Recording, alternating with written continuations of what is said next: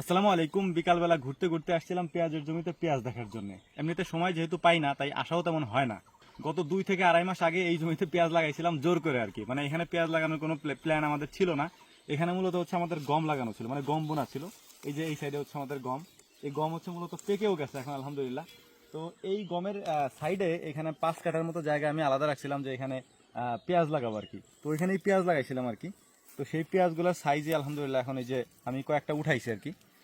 এরকম সাইজ হয়েছে।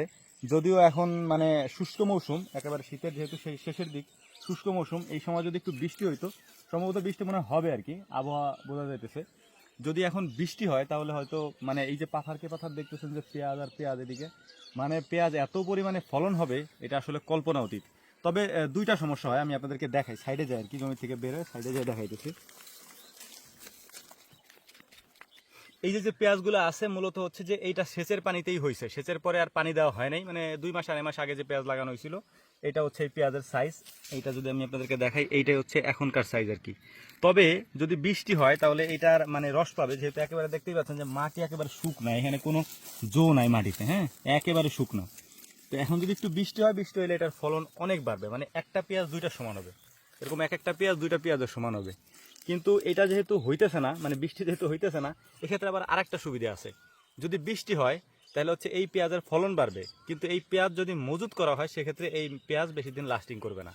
অর্থাৎ এই পেঁয়াজের যে রসটা থাকবে ওই রসের কারণে অন্য অন্য পেঁয়াজ নষ্ট হতে পারে, পচতে পারে, মানে যারা মজুত করবে আর কি। আর একটা বিষয় হচ্ছে যদি বৃষ্টি না হয় তাহলে এই পেঁয়াজগুলো একেবারে শুকনো অবস্থায় থাকবে। এগুলো যদি কাইটা মজুত করা হয়, বা আমাদের এদিকে বেশিরভাগ মানুষই মজুদি করে, মানে রেখে দেয়, তারপর হচ্ছে যে মানে একটু দাম বাড়লে তখন বিক্রি করে। এটার কারণ হচ্ছে যে মানুষের প্রধান ফসলই এখানে এটা। আপনি যদি দেখায় আমি এই দিকের পুরোটা একেবারে মানে পাথার কে পাথার, আপনি যতদূর চোখ যাবে শুধু পেঁয়াজ আর পেঁয়াজ। হ্যাঁ, আমরা তো শখ করে লাগাই, মানে আমাদের তো পেশা পেঁয়াজ লাগানো না, আমাদের হচ্ছে খামারি। আমরা এখানে প্রত্যেকটা জিনিস আমরা যা যা লাগাইছি আমাদের খামার রিলেটেড বিষয়। এই যে সামনে যেটা দেখা যাচ্ছে এটা হচ্ছে গম। এই গমটা মূলত হচ্ছে যে আমাদের যে মানে কবুতর আছে, হাঁস মুরগি আছে, সেইগুলারে মূলত হচ্ছে আমরা খাওয়াই। সেক্ষেত্রে আমাদের এখানে দুইটা জমি আছে, এখানে একটা আছে জমি এবং এটার ওই সাইডে আর একটা আছে জমি। আর এই সাইডে হচ্ছে কলাই বোনানো আমাদের, এই কলাইটা হচ্ছে মূলত আমরা গরুকে খাওয়াই। হ্যাঁ, যদি গরুর ঘাসের সংকট পড়ে তো তখন আমরা এই কলাই খাওয়াই। আর এই যে যে কলাইয়ের যে মানে ইয়াটা আছে, মানে মানে আমরা কি বলি এটাকে, আপনারা খড় বলেন না, মানে যে ধানের যে খড় হয়, ওই ধানের মতোই এইটারে হচ্ছে আমরা যে মারাইতে দেওয়ার পরে কলাইয়ের যে কাটাগুলা থাকে ওইটারে আমরা গরুরে খাওয়াই। হ্যাঁ, যদি শুকাই, এর পাশাপাশি কলাইটা আমাদের বাড়তি একটা ফসল হিসেবে থেকে যায়। আর এর ওই পাশে হচ্ছে আমাদের ভুট্টা লাগানো, ওই সাইডে হচ্ছে ঘাস লাগানো। মূলত এখানে সমস্ত জিনিস যা আমরা চাষ করছি সমস্ত বিষয়গুলোই হচ্ছে আমাদের খামার রিলেটেড বিষয়। তো এর মাঝে হচ্ছে পেঁয়াজটা আমরা চাষ করতেছিলাম, কারণ হচ্ছে আমাদের এখানে পেঁয়াজ হচ্ছে প্রধান ফসল। আর পেঁয়াজ দিয়েই আমাদের এখানকার মানুষের, আমরা যারা কৃষক আছি তাদের সংসার চলে সারা বছর আর কি। ওই 2 মণ 4 মণ করে বিক্রি করে, তারপর হচ্ছে যে হাট বাজার করে। এরপরে পাটের যে মানে ফসলটা হয় ওইটা দিয়ে হচ্ছে ধরেন আপনার সারা বছরের যে ফসল উৎপাদনের যে খরচটা আছে সেটা বহন করা হয় আর কি। তো এইভাবেই চলে আসছে এটা। তো আলহামদুলিল্লাহ আমি একটা জিনিস লক্ষ্য করলাম, সেটা হচ্ছে যে এইখানে পেঁয়াজ লাগানোর ব্যাপারে আমাকে অনেকেই নিরুৎসাহিত করছে, কারণ এটা হচ্ছে উঁচু জমি এবং উঁচু জমিতে তেমন মানে পেঁয়াজ তেমন একটা ভালো হয় না আর কি। কিন্তু আমি চাষ করার পরে একটু পরিশ্রম করতে হয়েছে বেশি আর কি, মোটামুটি খারাপ হয় নাই। হ্যাঁ, এটা যে দেখতেই পাচ্ছেন যে সাইজগুলো মোটামুটি খারাপ হয় নাই। একটা বৃষ্টি পাইলে হয়তো আলহামদুলিল্লাহ আরও ভালো হবে। এই সাইজগুলো মোটামুটি খারাপ না, এটা আলহামদুলিল্লাহ মানে যা হয়েছে আলহামদুলিল্লাহ। যেহেতু আমরা মানে ফসল হিসাবে বুনছি এই কারণেই যে যাতে করে আমাদের খাবারের চাহিদাটা হয়ে যায় আর কি। যে পেঁয়াজ এইখানে হবে, আমরা 2টা জায়গায় লাগাইছি, ওইখানে তেমন একটা ভালো হয় নাই, কারণ ওইখানে প্রচুর পরিমাণে ঘাস হয়েছে। তবে ঘাস আমরা ঘাসের মতো করে খাইতে নিয়ে খাওয়াই দিব।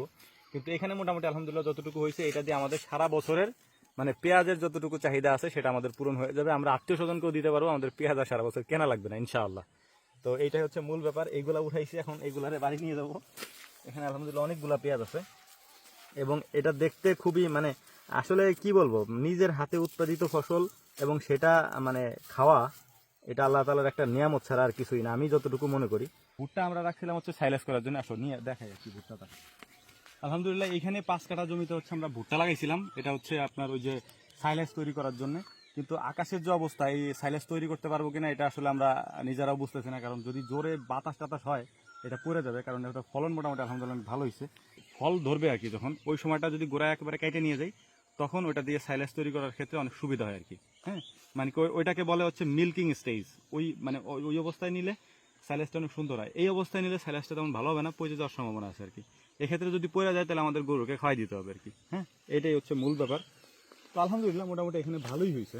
আমরা আসলে আগে পরে কখনো ভুট্টা চাষ করি নাই, এবারই প্রথম। এবং আমাদের কাছে যতটুকু মনে হইতেছে যে না করা যাবে ইনশাল্লাহ।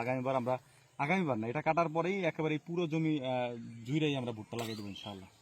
তো যাই হোক, কথা আর বাড়ানো যাবে না, মাগরিবের রক্ত হয়ে গেছে প্রায়।